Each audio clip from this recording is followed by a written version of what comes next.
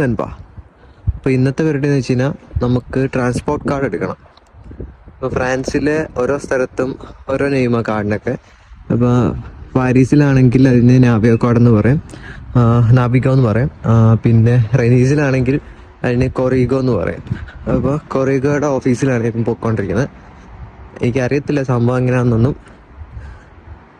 ഇപ്പം ഇവിടുന്ന് ഒരു 3 കിലോമീറ്റർ ഉണ്ട്. അപ്പം മെട്രോ കയറി വേണം പോവാൻ.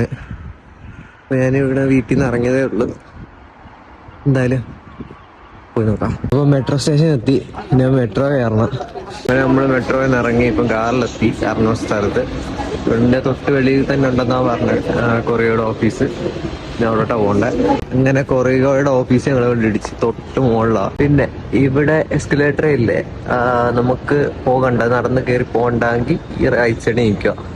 നടന്ന് കയറി പോകേണ്ടവർ ലെഫ്റ്റ് സൈഡിൽ കൂടെ പോകുന്നത്. ഇതാണ് കൊറിയയുടെ ഓഫീസ്. കണ്ടാ കൊറിയക്കോ. ഇവിടെ നമ്മൾ വന്ന് എല്ലാവരുടെയും ടിക്കറ്റ് ഉണ്ട്. നമുക്ക് ടിക്കറ്റ് എടുക്കാൻ അറിയാത്തോണ്ട് നമ്മളിവിടെ ക്യൂ നിൽപ്പുണ്ട്. ഇവിടെ എവിടെയൊക്കെ ചെല്ലണ്ട. ആ ചേച്ചി അടുത്ത് എല്ലാം ചെല്ലണ്ട. പിന്നെ എല്ലാവരും ഒരുങ്ങിയൊക്കെ വരിക. ഇവിടെ വരുമ്പോൾ ഫോട്ടോ എടുക്കും കാർഡിൽ വെക്കാൻ വേണ്ടി. അവരുടെ മിഷത്തിൽ തന്നെ ഒരു ഫോട്ടോ എടുക്കുന്നത്. ഇവിടെ 3 കൗണ്ടർ ഉള്ളത്. എനിക്കിന്നിപ്പോൾ 2 ക്ലോസ്ഡാ. ഒരെണ്ണം മാത്രമേ ഉള്ളൂ. എന്തായാലും അവിടെ പോയി കാര്യം തിരക്കട്ടെ. നമ്മൾ പോയെടുത്തല്ല, താഴോട്ട് പറഞ്ഞിട്ടുണ്ട് അവർ. താഴെ പോയി എടുക്കാൻ പറഞ്ഞു. താഴെ പോയിക്കൊണ്ടിരിക്കുക. ഇതായിരുന്നു നമുക്ക് വരേണ്ട കൊറിയയുടെ ഓഫീസ്. ഇവിടെ തിരക്കില്ല. പോയി കയറി നോക്കിയിട്ട് പറയാം ബാക്കി കാര്യങ്ങൾ.